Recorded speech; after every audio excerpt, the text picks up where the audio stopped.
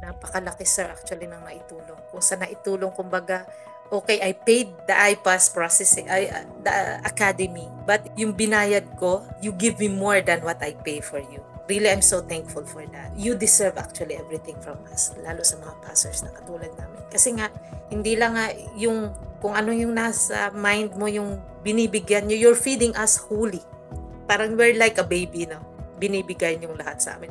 At the end of the day, it's how you helped us. Whatever it may be, it's how you help us from your side and for our side na maging student nyo. And also po, regarding sa mga students, actually, no, wala naman talagang shortcut sa buhay. Ang buhay natin, talagang dadaan tayo sa lahat ng trials. At it's up to you kung paano yung tatanggapin, yung trials na yun sa buhay mo.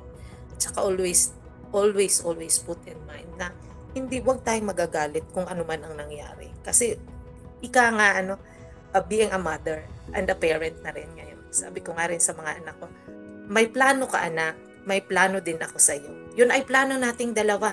We are talking about that. Pero hindi natin alam kung ano ang plano ni God for you. Ganon din sa mga students. Hindi natin alam. But na lagi nating tatandaan, once na we have something na yung you prayed and you have it. Like for example, first and foremost, the money. And then a review center that helps you. And a person who talks to you and give you something that uplifts you, really there is something on that. So meaning to say, you are guided. Just work hard for it. So you will get the dream what you wanted.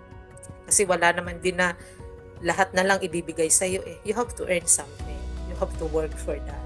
Kasi masarap din yung bagay na na-receive mo, na na-earn mo, ng pinaghirapan mo.